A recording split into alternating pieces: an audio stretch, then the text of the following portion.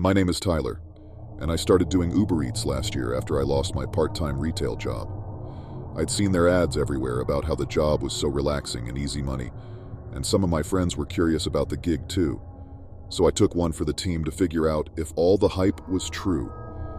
It wasn't driving around on a time crunch made the gig really stressful, and sometimes it would be for just a couple bucks.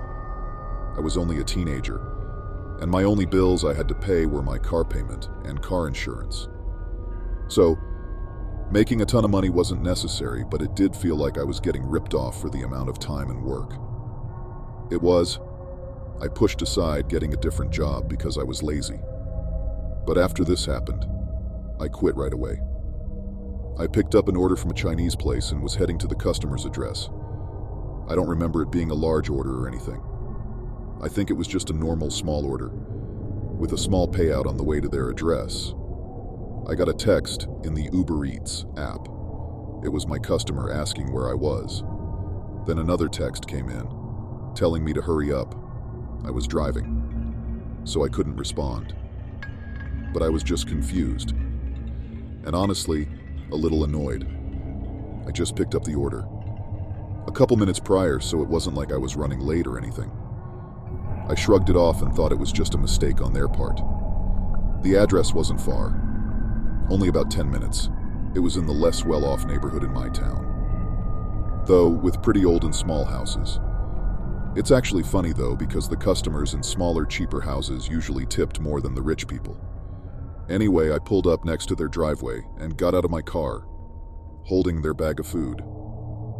What caught my attention as I walked up their driveway was that the house had all of its lights off. It wasn't the most scary thing in the world, but it was something I took note of when I got up to the front door. I knocked quickly and took my phone out to take the picture of it on the porch. But just as I snapped the photo, "Hey!" a man yelled from my left, standing by the corner of the house. I jumped, then awkwardly said, "Hi." He started walking toward me, taking a key out of his pocket. "I don't know what took you so long. You walked right in front of me and held the single key up and unlocked the front door." His attitude had me in disbelief. I didn't know what to do or say, so I just stood there like an idiot. "Come here. I need your help since you took your time driving. It'll be quick." He waited by the door, holding it open. "No, I'm okay. I should really get back to work." The man looked angry and took a step toward me, reaching out like he was trying to grab me. I jolted my shoulder back to avoid his hand, then backed up and walked away from the porch, and just as I got to the driveway, bright headlights flashed over me. The man by the door ran outside and around the house, leaving the front door open. As the car pulled up the driveway, it turned out to be the homeowners returning from dinner. The man I met at the door didn't live there, and the homeowners had no idea who he was or how he had gotten a key to their house. We called the police and explained the situation to them, knowing everything now, though it made more sense why the man wanted me to rush to the house. He probably knew that the homeowners could be back at any minute, and he wanted to have enough time to do whatever it was he was going to do to me. Before they got back, I still don't have any answers for what happened that night or what was going to happen, and I don't think I ever will, but I have stopped doing deliveries. So, I've been a pizza delivery guy for a decent amount of time, and I usually get stuck with a crappy shift of 4 p.m. to 4. And I live in a pretty small city out in the boonies, so there's only like one murder per year in our area. Well, last month there were 3 back-to-back murders, and we as drivers keep on that stuff. But hey, we average out pretty good for just driving around the city all night, so it wasn't anything to get too worked up about anyway. It was probably around 1 a.m., and there was only me, another driver, a cook, and our manager, who's in his mid-20s. And he's really cool and understanding because he had been a driver in his teens. We were all finished with all the cleaning and stuff like that because it was an unusually slow night that night. Then we finally got an order. I was the so-called lucky one to get to take this delivery down the dirt road in the middle of nowhere. I personally had never delivered to that area. but it was about 10 miles away from where I lived. So I knew there was only going to be about 5 houses on that lonely 4 miles of road. I put the pizzas in my car and started on my drive. I had just put in 2 12-inch subwoofers in the back of my '99 Honda Accord to complete my white trash look, but they weren't secured in there. And being an unkept dirt road, I was driving pretty slow. My GPS told me I had arrived, but it was about a mile off. So I turned down the subs and pulled up to what I believe to be the house. Our boss has a thing about never pulling up in the driveway, no matter how much of a walk it is. And this was one of those times that I thought I'd actually do what he says. I grabbed the pizza and receipt and walked up to the door. It was a long driveway, and what sucked was they had the audacity to leave all the outside, and inside lights off to the house, probably just watching a movie. I thought to myself, as it wasn't this unusual. This time of night, I got up to the door and knocked. Nothing great, a 10-mile drive here for nothing. I knocked again and again. I started to get uncomfortable. And that's when I heard the quiet sound of someone, or something, walking. It was coming from around the side of the house that I couldn't see. I was getting a bit unnerved and decided this was a great time to start heading back to my car. I didn't want to go back empty-handed, though. When I got to the safety of my car, I decided to ring up the person and see if they were just asleep.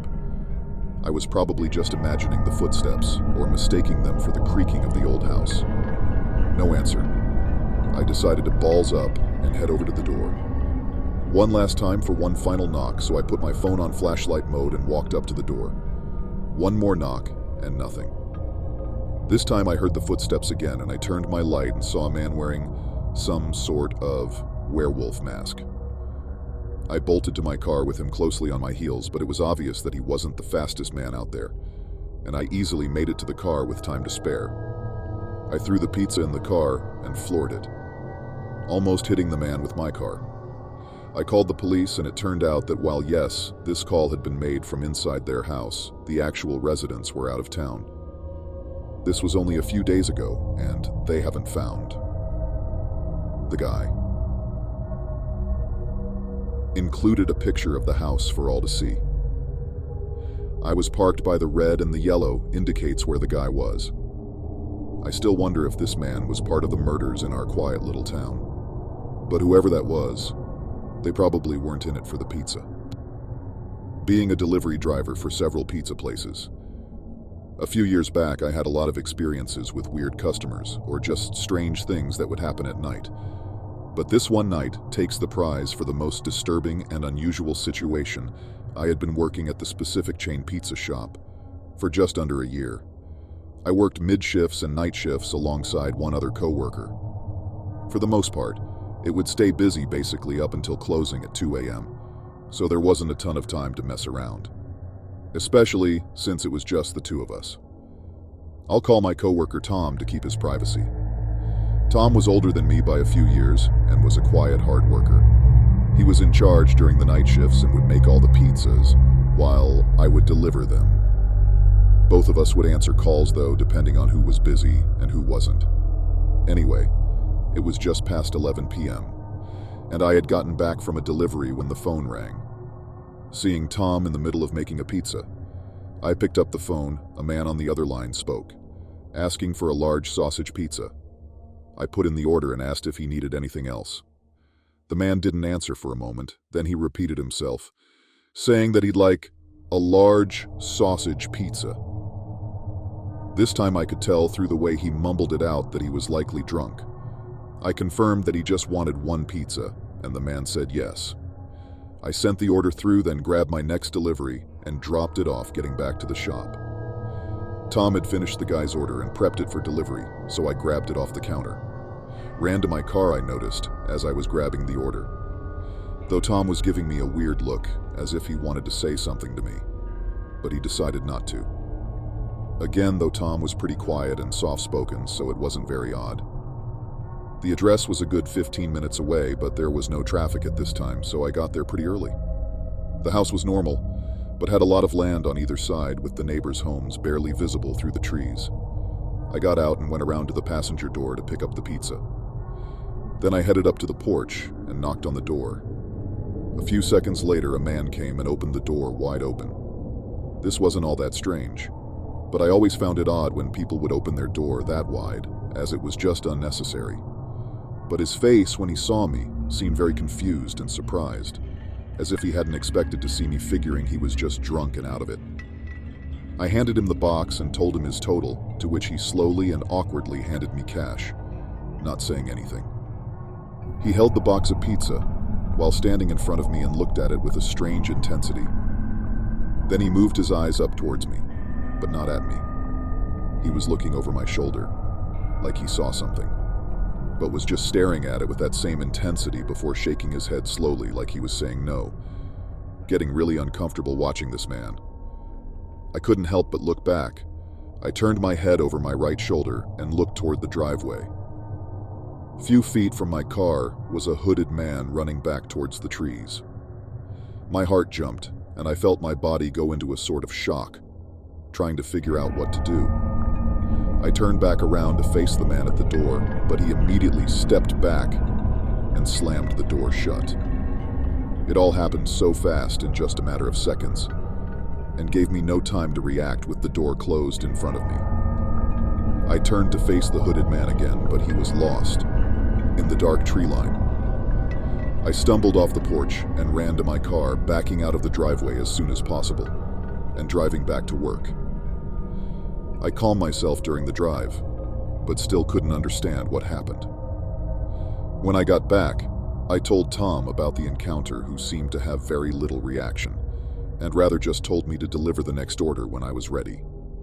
I did as he said, but on my way back from the delivery, I ended up pulling over and calling the police to let them know, just in case they said they would have an officer check it out and call me back to update me. I got a call an hour later, and once I got out of work, I waited in the parking lot for the police to show up and talk to me.